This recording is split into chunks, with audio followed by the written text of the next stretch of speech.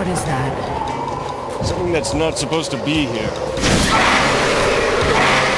She's never seen anything like this. And then as the story unfolds, he sort of has to take her on this adventure that she just can't believe. The way Constantine deals with it is, he's got to do what he's got to do. 200 souls pass through this wooden steel at Sing Sing. Sure about this? No. Midnight used to be a great friend to John Constantine. They were great partners, and he chose a different direction. He's running this kind of safe house for angels and half-breeds. The club is the one place where you can see good and evil basically out in the open. This isn't the usual game. I can feel it. Something's coming. Midnight's helping Constantine on his kind of search for redemption. No. I'm with the guy you just... John! I'm just testing him. Chaz is insanely intrigued by Constantine. He loves Constantine, wants to be Constantine, wants to be with Constantine, wants to do everything Constantine does.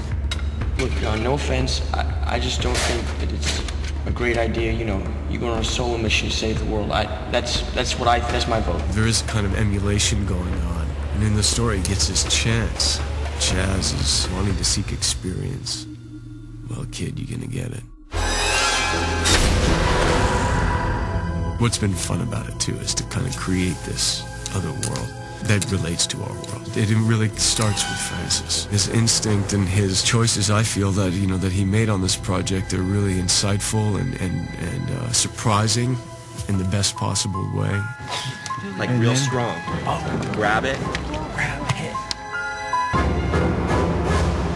The idea was to go with a director with a visual sense, and Francis stood out because Francis came in and also talked about story and character. He's very prepared, he's open to a good idea, but he knows exactly what he wants. I had to sort of come up with these kind of original approaches to these different types of characters that we've seen in movies over and over and over again. Ever since the beginning, I wanted to cast Tilda Swinton as Gabriel. I never asked to see. I was born with this curse. A gift, John. One that you've squandered on selfish endeavors. Gabriel is Constantine's intermediary with God. Gabriel is God's representative on earth. You are going to die young because you smoked 30 cigarettes a day since you were 15. And you're going to go to hell because of the life you took. Constantine wants to get to heaven, and Gabriel wants everybody to get to heaven. But the road to hell is paved with good intentions.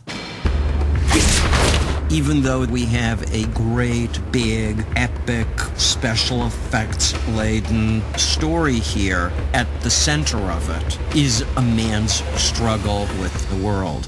One of the things this movie is about the idea that there are laws that you can break and you go to jail, or there are laws you can break and you go to hell. I don't believe in the devil. You should. He believes in you. It depends on what you believe in. Like for me, the movie is almost documentary real. Like I'm that frightened because I'm religious, and it hits you here and places you don't want to ever be hit on. It's sort of the definition of life, really. Trying to face life, and do what you do on a daily basis to survive. Things I've beaten. Things most people never even heard of. And now I'm gonna be done it by this. Constantine is caught in the ultimate catch-22. He's the guy who's facing life knowing that he's not going to win, and yet trying desperately to figure out a way, even with that knowledge. Spooky. Balthazar. What is? You on your way down? John Constantine and Balthazar have been such enemies. My story was to just try and play opposite Keanu and play with him like a cat plays with a mouse. We were looking for different people to play Balthazar, and I knew who he was, obviously because I come from the music video world, and he was the lead singer of Bush. So we brought him in to read, and he was fantastic. He's just so clean and pristine, and that you just hate that guy's guts the second you see him.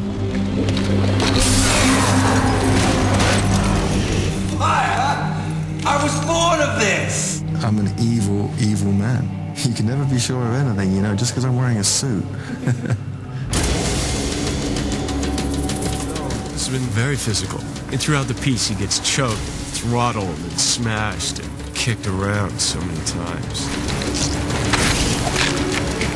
One of the motifs of it is just like, let's knock the hero down. Can you get back up? You know, it's like, you know, Constantine just kind of, all right, okay, here we go again. We've done so many things. You have to be a little bit athletic, I think. And with someone like Keanu, he's very experienced at doing physical work. R.A. Rondell, who's stunt coordinating, and Chad Stahelski, who I've worked with on the Matrix films. The relationship that I have with them is one of complete trust. They allow me to be in as much as I can possibly be in terms of, you know, doing the physical aspects of it. His participation level is so high. As a stunt coordinator, that's a godsend. He's somebody I know is going to participate continuously. He's a very quick study. I mean, you can tell him something, do a rough rehearsal of what it is, and he can pick it up that quickly. They're always so inventive. They'll do little twists on things that are, you know, that just, you're like, still, you know, wow, that's great, you know. They decide they're going to do this big sequence with the demons in the hydrotherapy room. So we got some of our best performers and put them in the wires and tried to give different kind of looks and raps, and we had 12 guys fighting simultaneously. It's great. 3, 2, 1, action! Francis has put a kind of cool camera angle on it, or a nice kind of way of telling that story. I needed to see this action for the gunfight from a high vantage point, so they brought me up on these cables and sort of slid me across the room, and I got to look down at the action, which was fun. You want to come down? Yeah. I need to see what you see. You do this, there's no turning back. Understand? The film, it's got a nice vitality to it. Everything's not so obvious. Kind of questions, is there an afterlife? Maybe there is a spirit world somewhere. It's really interesting. Look at good and evil. It's a totally different kind of movie that captures you because of the fact that it's so real. You know, that the world that we create in this film make me think and feel in terms of how we relate to the day-to-day, the real world. Close your eyes. And whatever happens, Don't look.